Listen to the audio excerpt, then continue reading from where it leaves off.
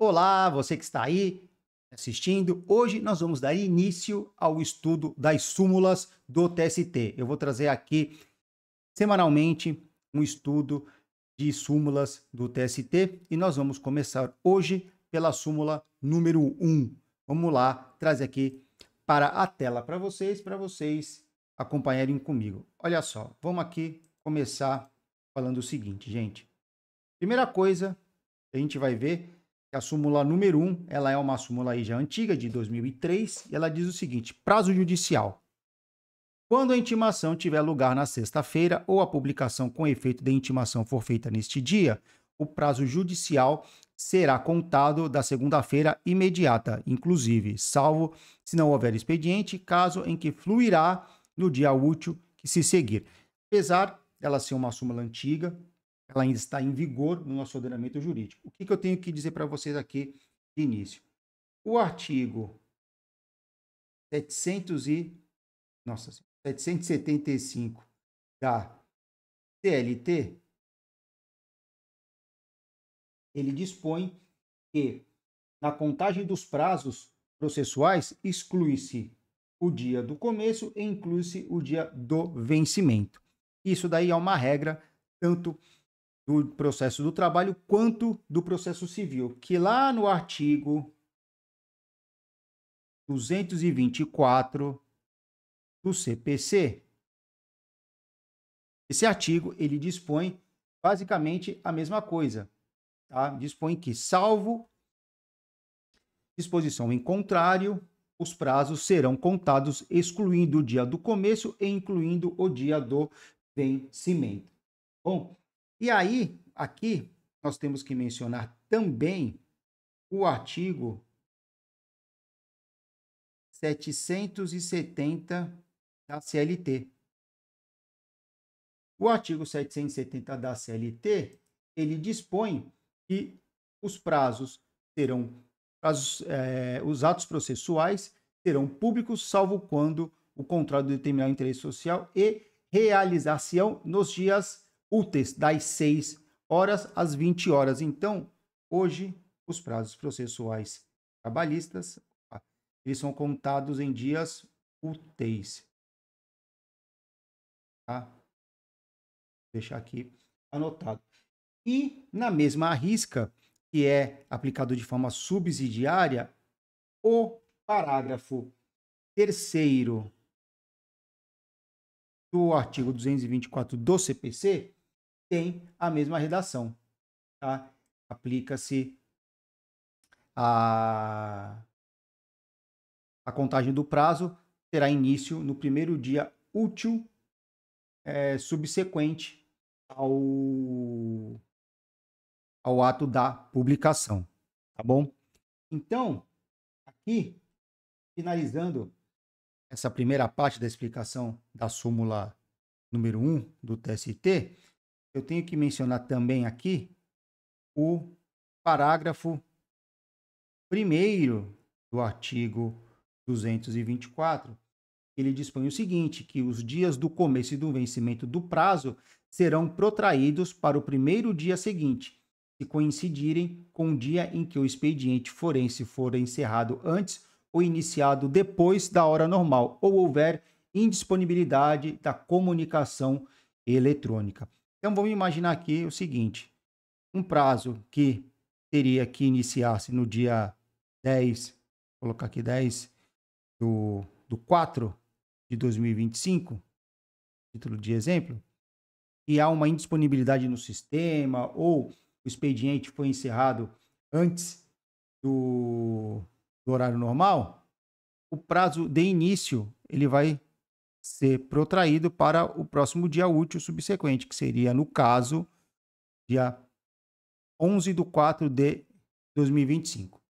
Perfeito? Bem, deixa eu apagar aqui. A gente vai falar agora sobre a questão dos dias úteis. O artigo 216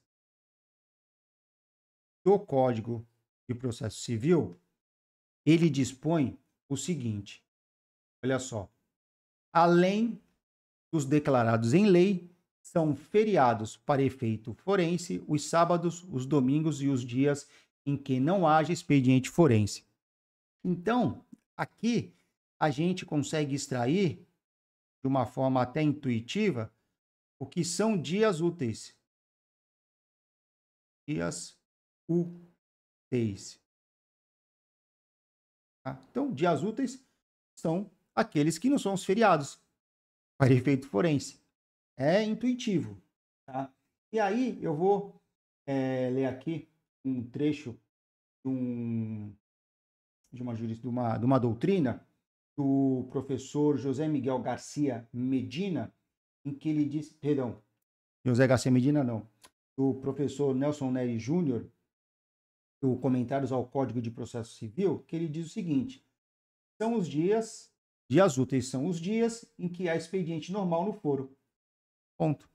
Então, todos os dias úteis são aquele que tem expediente normal.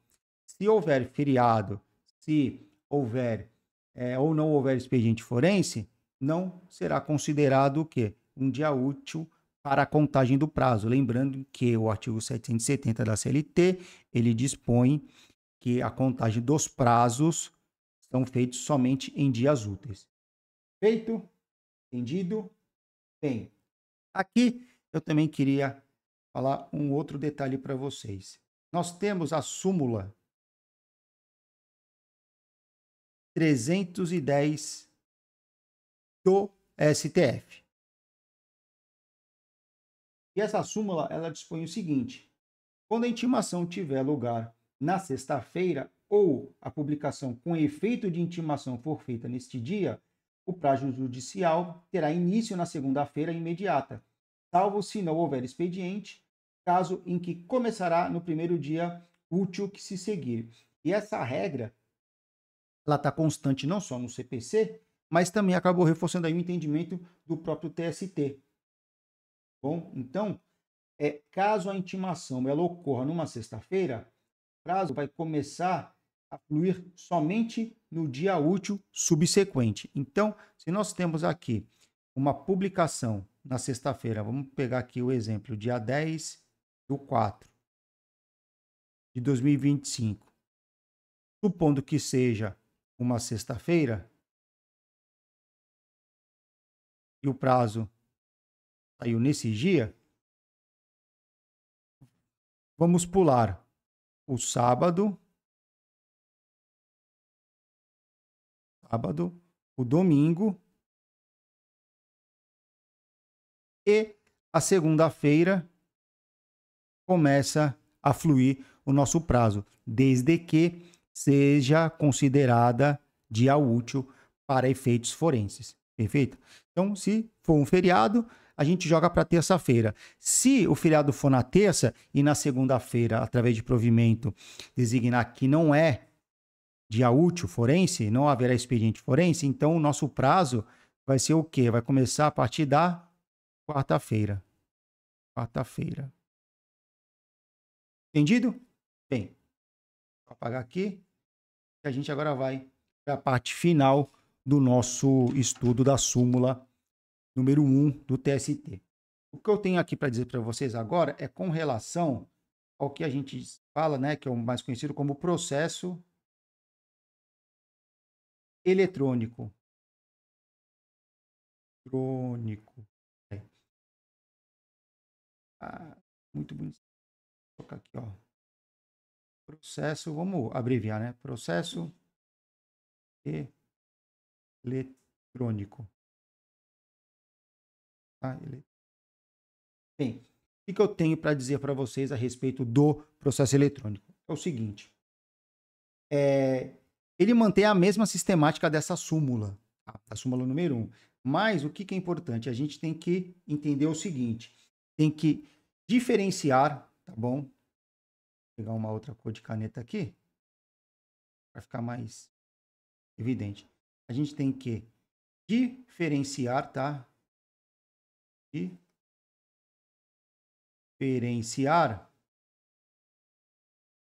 o seguinte, nós temos a intimação por meio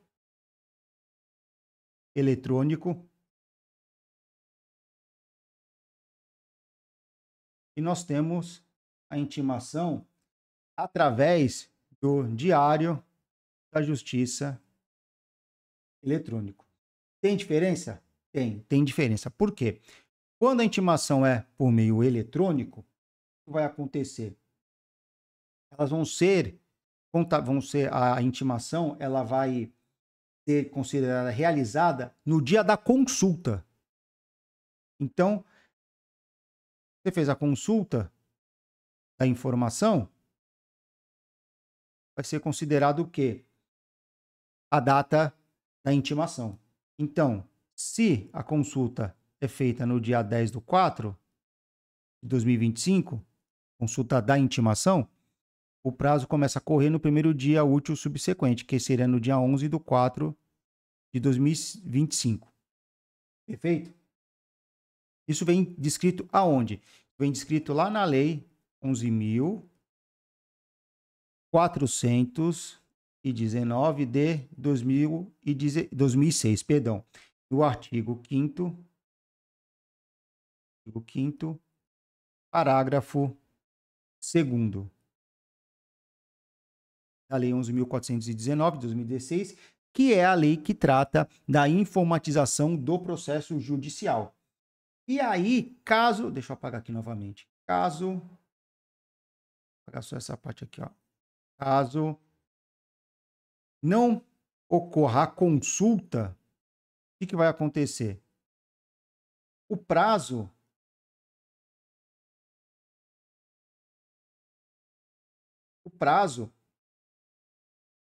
ele vai começar a correr 10 dias após, tá? da disponibilização da consulta. Então, o que vai acontecer? No prazo de 10 dias corridos, tá? Deixa eu deixar aqui bem claro, corridos. Minha letra é muito feia, gente. Após 10 dias corridos, vai se presumir que a intimação ela ocorreu, ou seja, vai ser expedida a intimação via eletrônica e caso não seja tomada ciência, caso não seja realizada essa consulta dentro do prazo de 10 dias corridos, a parte ela vai ser considerada como intimada. Isso vem descrito aonde? Nessa mesma lei, na Lei 11.419 de 2006, lá no artigo 5º, no parágrafo 3º. Tá bom? Eu vou imaginar o seguinte. Vou apagar aqui de novo. Eu vou apagar tudo, gente, que vai ficar mais fácil para poder escrever aqui para vocês. Olha só, vamos imaginar o seguinte. Tem a intimação no dia 10/4 de 2025. Se eu não realizo a consulta nesta data, o que vai acontecer? A partir dessa data, vai contar 10 dias corridos. Tá? Vou colocar aqui, ó, 10 dias. 10 dias corridos. Tá? Corridos. Então, contando 10 dias corridos, vai terminar no dia 20/4 de 2025. No dia 21/4 de 2025, meu prazo começou a contar. Tá bom? Agora, obviamente que se eu fizer a consulta no dia 15/4 de 2025, meu prazo vai começar a contar que dia? Dia 16/4 de 2025. Tá bom? Se vocês tiverem dúvidas, ó, pode deixar aí nos comentários que eu respondo. Feito? Bem, agora, quando a intimação se tratar do diário judicial eletrônico, nós temos uma diferença. Qual que é a diferença? A data da publicação ela vai ser considerada o primeiro dia útil seguinte ao da disponibilização da informação no DJE. Então, vamos imaginar o seguinte, ó, eu tenho aqui, vou desenhar aqui uma linha do tempo para poder ficar mais fácil. Tá? Eu tenho aqui, ó, a informação dia 10/4 de 2025. Informação, tá? Informação. E aí vamos imaginar que ela foi disponibilizada, essa informação foi disponibilizada no dia 12/4/2025. Quando vai ser considerada a data da publicação? O primeiro dia útil subsequente. Então, se aqui dia 12 for numa segunda-feira, dia 13/4 vai contar a data da publicação. Tá? Isso vem descrito aonde? Na Lei 11.419, de 2006, lá no artigo 4º, parágrafos 3º e 4º dessa lei, e também no artigo 224, parágrafos 2º e 3º do CPC. Vocês entenderam? Nesse caso aqui? Então, foi disponibilizado no dia 12, publicação vai ser dia 13. E aí, meu prazo vai contar dia 14/4/2025. Se a data da disponibilização for numa sexta-feira, a publicação pode ocorrer o quê? Na segunda-feira, que aqui seria dia 12, 13 e 14 seria dia 15. A 15/4/2025. Tá bom? Então, se vocês tiverem dúvida, por favor, deixem nos comentários. E hoje, a gente deu início ao nosso estudo das súmulas do TST. Comecei falando sobre a súmula número 1, que trata do prazo judicial. Vocês perceberam que tem muita coisa a respeito de prazo judicial. Tivemos aí algumas modificações no ano de 2006, através do CPC de 2015 e da CLT também, através da reforma trabalhista. Perfeito? Espero que vocês tenham aproveitado essa aula.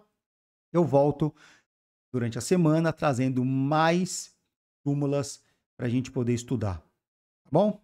Não se esqueçam de se inscreverem no canal. Se você já é inscrito, curta, comente e compartilhe. Um forte abraço e até o próximo vídeo.